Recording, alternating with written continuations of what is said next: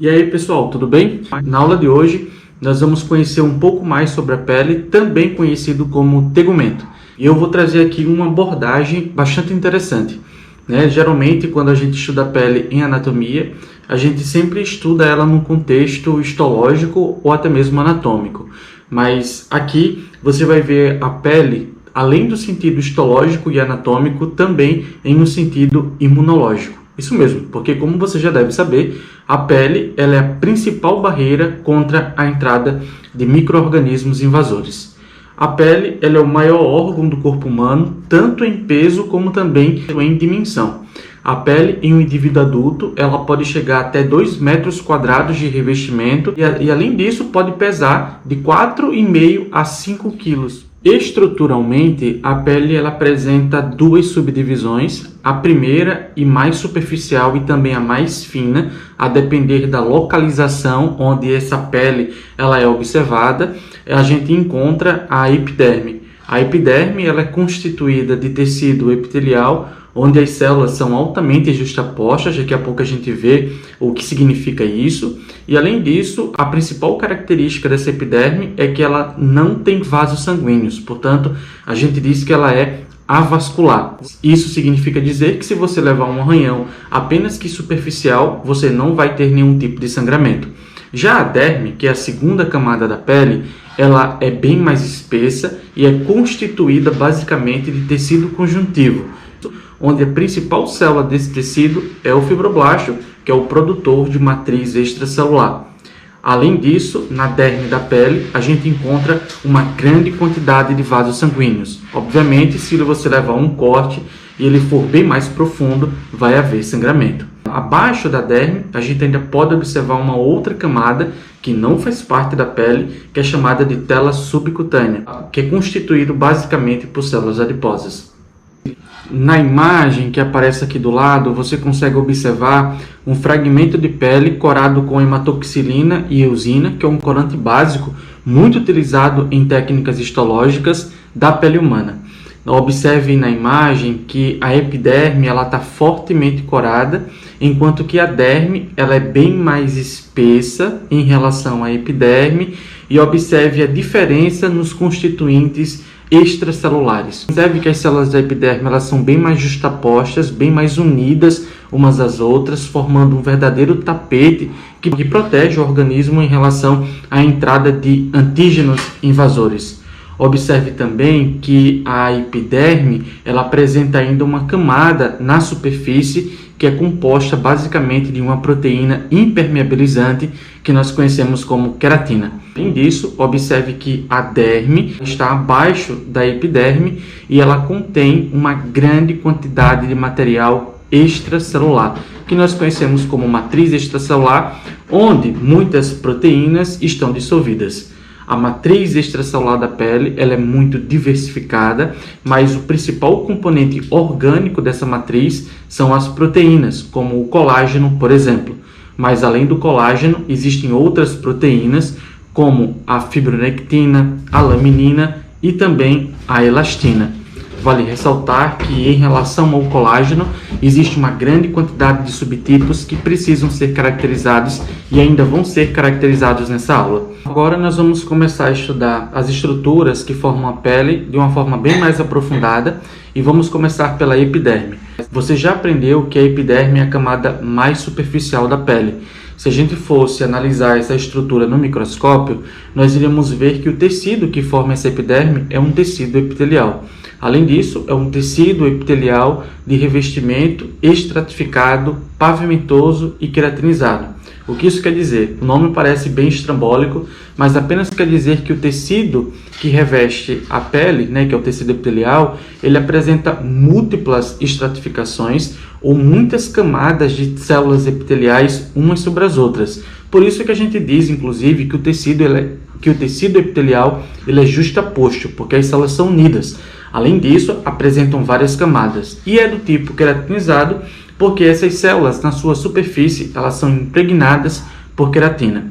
Se a gente for analisar ainda de uma forma mais minuciosa essa epiderme, nós vamos ver que a grande quantidade de células que formam esse tecido é basicamente o queratinócito. Mas além do queratinócito, que forma 90% de toda a população da pele, né, em relação às células, existem também outros conjuntos celulares, como por exemplo as células de Merkel, que são células mecanorreceptoras, né, as células de Langerhans e também os melanócitos. As células de Merkel ou as células epiteliais táteis são as células que estão em menor quantidade na epiderme e estão localizadas na epiderme bem mais profunda. Além disso, essas células elas fazem comunicação com neurônios sensoriais e, portanto, são responsáveis pelos estímulos táteis. Em relação ao outro grupo, que também faz parte da pele, as células de Langerhans, também chamadas de macrófagos intraepiteliais, são células que se desenvolvem na medula óssea vermelha e migram para a pele para executar funções imunológicas. Essas células fazem contato com vários queratinócitos e protegem a pele contra a entrada de micro-organismos invasores. Uma vez que ela faz parte do sistema imunitário, essas células elas têm a função de reconhecer antígenos invasores e posteriormente destruí-los. E aproximadamente 8% de toda a população de células que estão localizadas na epiderme, existem as células denominadas de melanócitos. Essas células elas são derivadas da crista neural durante o desenvolvimento embrionário e migram para a região da pele posteriormente. Essas células elas apresentam longos prolongamentos, como você consegue observar na imagem, onde ela faz contato com muitos queratinócitos. Acredita-se que apenas um único melanócito possa estabelecer conexão com mais de 30 queratinócitos. Os melanócitos produzem um pigmento denominado de melanina, que dá cor à pele. A melanina tem a função de absorver os raios ultravioletas e protege a pele, portanto, contra lesão no material genético dos queratinócitos e, portanto, protege a pele contra a radiação ultravioleta. Observe na imagem que a principal célula da epiderme, que é o queratinócito, ele move-se progressivamente desde a sua aderência à lâmina basal até a superfície da epiderme, criando várias camadas ou estratificações bem definidas. Os queratinócitos eles formam a principal barreira da pele e eles sofrem um processo altamente especializado e regulado por citocinas que envolve a mudança na sua morfologia em um processo que é conhecido como cornificação. Bom, essa imagem ela vai nos ajudar a entender um pouco mais sobre a anatomia da pele. Aqui nessa primeira imagem vocês conseguem observar as 5 camadas que formam a epiderme. Isso vai acontecer principalmente nas regiões da pele onde ela tem um atrito muito grande com o ambiente externo, como por exemplo na pele que envolve as plantas das nossas mãos e também as plantas dos nossos pés. Observe que ela contém, portanto, o extrato basal, o extrato espinhoso, o extrato granuloso, o extrato lúcido e também o extrato córneo. Como a gente já havia falado anteriormente, né, à medida que o queratinócito ele migra para a superfície da pele, essas células elas vão assumindo diferentes aspectos morfológicos e estruturais, e além disso já é sabido que as células mais superficiais elas são mais velhas do que as células que estão localizadas na camada basal, que portanto são células novas. Nas porções da pele do nosso corpo onde tem menos atrito, a gente não consegue observar esse extrato lúcido, sendo portanto a pele constituída apenas de 4 camadas: o extrato basal, o extrato espinhoso, o granuloso e, finalmente, o extrato córneo. Vale ressaltar que esse extrato córneo ele vai variar as suas dimensões a depender também da localização da pele. Observe que o extrato basal ele contém uma quantidade de queratinócitos que estão em intensa atividade mitótica. Esses queratinócitos apresentam um formato cuboide, em sua grande maioria, e além disso, repousa sobre uma fina lâmina basal, que separa a epiderme da derme. Além disso, observe que a camada espinhosa é a camada mais espessa da epiderme.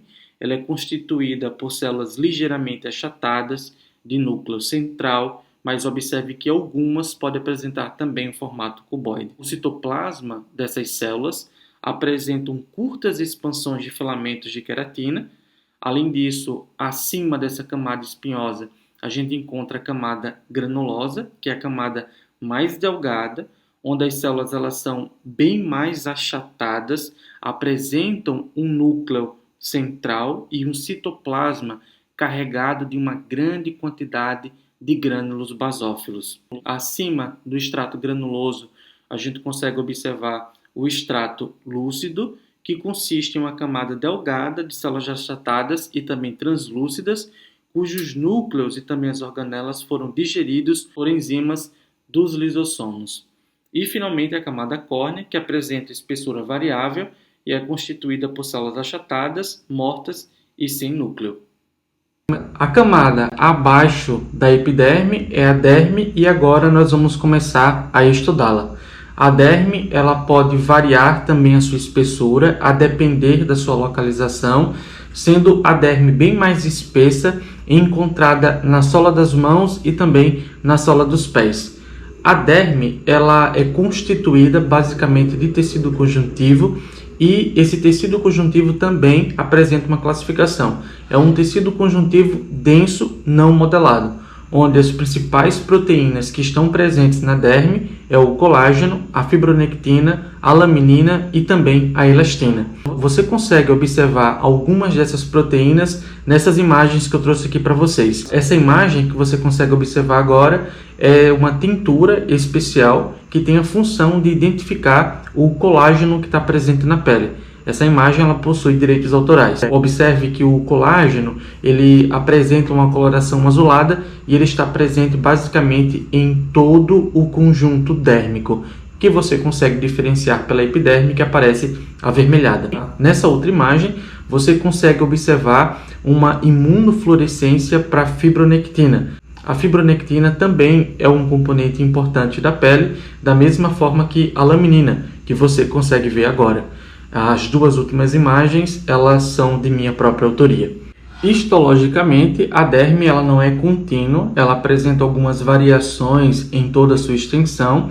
Vocês conseguem observar na imagem que a derme ela é dividida em uma derme papilar mais superior e uma derme reticular mais inferior. Se a gente for analisar a derme reticular e a derme papilar, nós vamos encontrar algumas alterações histológicas e logo de cara você consegue observar nessa imagem que a derme papilar ela é bem mais frouxa. Observe que além disso elas apresentam estruturas digitiformes que nós chamamos de papilas dérmicas. A região da derme papilar ela contém finíssimas fibras de colágeno e também uma grande quantidade de elastina. E observe que os seus limites superiores é basicamente a epiderme. Logo, é fácil também de imaginar que essa derme papilar apresenta uma função muito importante para a epiderme, uma vez que ela não é constituída de vasos sanguíneos. Nesse sentido, os vasos sanguíneos que estão presentes nessa derme papilar, bem mais frouxa, é quem tem a função de nutrir as células epidérmicas mais superiores. Enquanto que a derme reticular, ela apresenta feixes grossos de fibras colágenas e, além disso, ela repousa sobre a tela subcutânea. Em relação à celularidade da derme, a gente consegue observar, através desse esquema que foi publicado em 2009 pela revista Nature Reviews Immunology, que as células que constituem a derme, elas são diversas, mas deve-se chamar a atenção aqui para o fibroblasto, que é a principal célula produtora de matriz extracelular. Esse fibroblasto ela apresenta um núcleo central e é uma célula basicamente que fusiforme. É a principal célula, na verdade, do tecido conjuntivo. Mas, além dessas células que são chamadas de residentes, a derme também apresenta um conjunto de células de circulação ou até mesmo de recirculação, que inclui células natural killer, além disso, uma população diversificada de linfócitos T, que inclui linfócitos CCD4, e, além disso, macrófagos e também células produtoras de anticorpos e células dendríticas. Essas células, além de fornecer um papel fundamental na imunidade da pele, elas também são responsáveis por liberar citocinas que vão influenciar no número dessas células na pele. Observe que a derme ela é rica em vasos sanguíneos e, além disso, em vasos linfáticos. Observe também que na epiderme além daquelas populações de células que já foram discutidas anteriormente, é possível também de se observar uma pequena população de linfócitos TCD8 positivos, também conhecidos como linfócitos TCD8 intraepiteliais. Dessa forma, a pele, junto com as camadas de queratinócitos, que formam uma barreira que impede a entrada de micro-organismos, e as células do sistema imune que estão presentes na pele, caracterizam a pele como sendo um órgão também imunológico.